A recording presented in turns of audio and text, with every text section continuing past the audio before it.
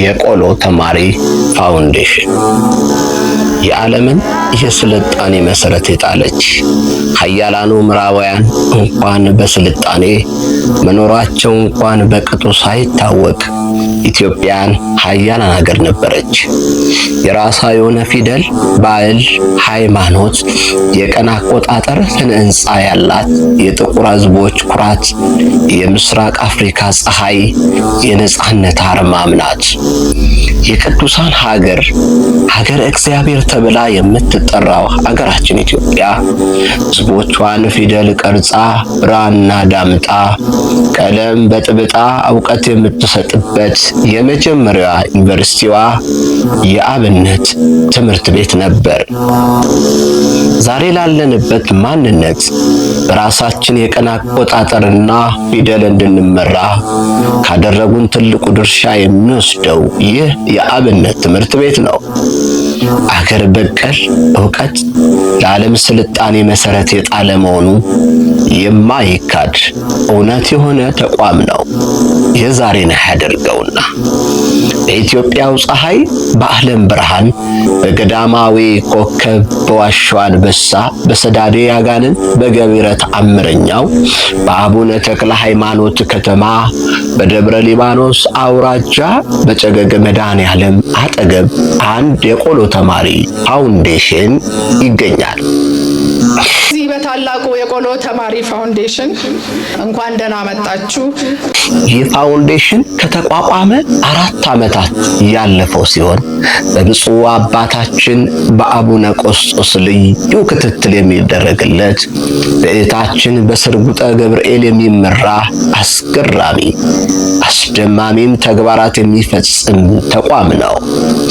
በኢትዮጵያ ከአራቱ ማዕዘን እድሜያቸው ለድቁና የደረሱ ታዳጊ ሕፃናት ተሰባስበው ለሀገርና ለቤተ ክርስቲያን እንዲጠቅሙ እየሰራ ይገኛል።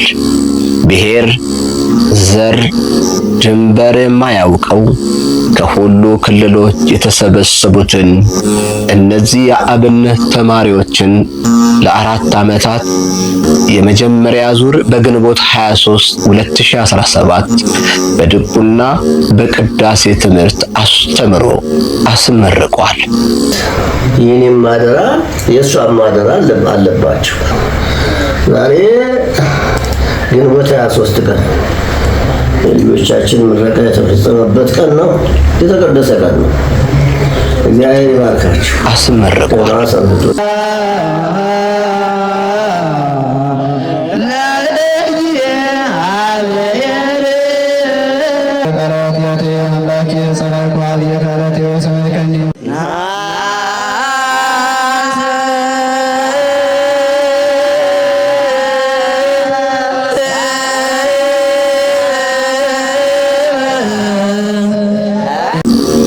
እነዚህ በቁጥር 19 የሚሆኑ የአብነት ተማሪዎች ወጥተው ሳይለምኑ የሰው ደጅም ሳይጠኑ ውሻም ሳይነክሳቸው የሚያስፈልጋቸው ተሟልቶላቸው በጥራትና በትጋት ዕውቀትን እንዲሸምቱ ተደርገዋል። የብፁዕ አባታችን የአቡነ ቆስጦስ ሆነ የሀገረ ስብከቱ ፊርማ ያረፈበት ሰርተፍኬትም ተቀብለዋል። አጨብጭቡለት። የመጨረሻው ነው ማለት ነው። በእውነት ዲያቆን አሸናፊ ጸጋ፣ ዲያቆን ምህረት ባዩ፣ ዲያቆን ዳንኤል ሸዋን ግዛው፣ ዲያቆን ዳንኤል ሸዋን ግዛው። ከተለያዩ እናቶች ጉያ የወጡት እነዚህ ሕፃናት እንደ እናት ባለ ተቋም ውስጥ ገብተው ቁርስ፣ ምሳ፣ መክሰስ፣ ራታቸውን በመረጡት ምግብ ተሰርቶላቸው ያለ ሰቀቀን አንድም ቀን ሳይከፉ በሳቅ የጀመሩትን ትምህርት በሳቅ ጨርሰዋል። የአብን ተማሪዎቹ ሲገቡ ሰው ሆነው ሲወጡ ግን መላእክትን ሆነው ነው የወጡት። ያውም ስጋ የለበሱ መላእክትን። ከዚህም ከፍ ሲል ሰው ራሱ ቤተ ቤተክርስቲያን ነው። የታነጸው 19 ቤተክርስቲያን ሲሆን ከመጡበት ክፍለ ሀገራቸው ሄደው ቀድሰው ሕዝቡን አገልግለዋል። እነዚህ የተመረቁ የአብነት ተማሪዎች በቅዳሴ ትምህርት ብቻ እንዳይወሰኑ ከተቋሙ ሲወጡ ወደ ፈለጉት የአቋቋምና የቅኔ ቤት ገብተው እንዲማሩ ከፍተኛ ድጋፍ የሚደረግላቸው ሲሆን ወንድማዊነታቸው እንዳይጠፋም ለእያንዳንዱ በተቋሙ ያሳለፉትን ጊዜ የሚያወሳ የፎቶ አልበምና የቤተሰቦቻቸው ስልክ ቁጥር የተጻፈበት ማስታወሻ ተሰጥቷቸዋል።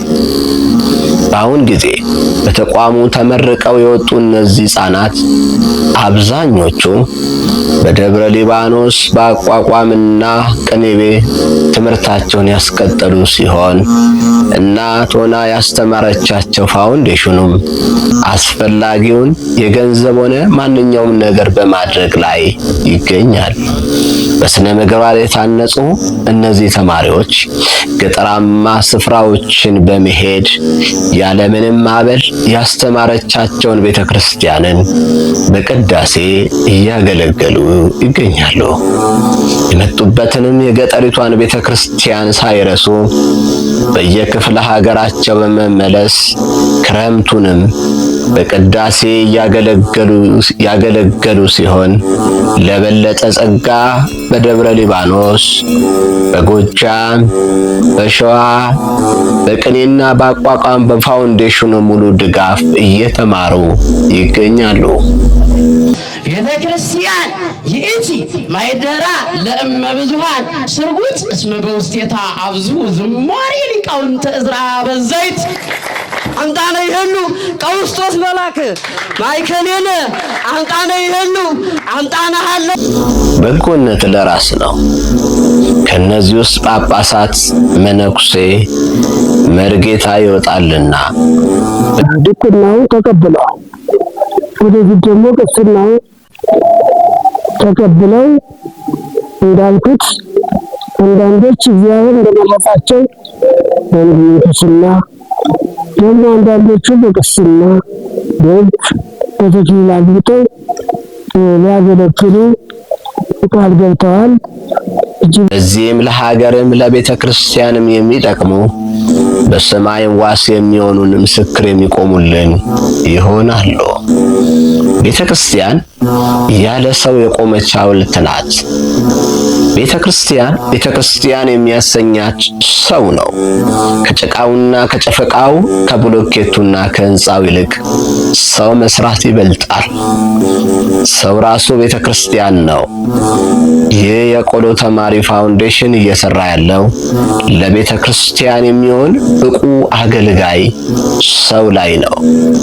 በጥንቱ አስተምሮ ኢትዮጵያዊ ለዛ በግዕዝ ቋንቋችን ቤተ ክርስቲያን ከአገልጋይ ጥረት እንዳይዘጋ፣ ፊደል ቀለማትን እንዳይደበዝዝ ይሄ መልእክት የሰማችሁ ሁሉ አስፈላጊውን ድጋፍ ታደርጉ ዘንድ በልዑል እግዚአብሔር ስም እናሳስባለን። እግዚአብሔር ኢትዮጵያንና ሕዝቦቿን ይባርክ።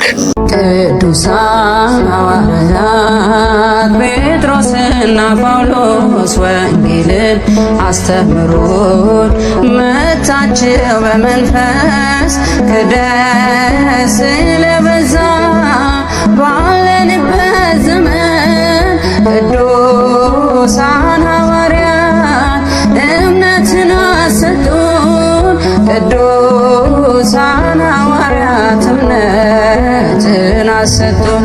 ቅዱሳን ሐዋርያት ጴጥሮስና ጳውሎስ ወንጌልን አስተምሮን መታቸው በመንፈስ ክደት ስለበዛ ባለንበት ዘመን ቅዱሳን ሐዋርያት እምነትን አሰጡን። ቅዱሳን ሐዋርያት እምነትን አሰጡን። ቅዱሳን ሐዋርያት ጴጥሮስና ጳውሎስ ማርቆስ ወንጌልን አስተምሮን መታችሁ በመንፈስ ክደስ ስለበዛ ባለ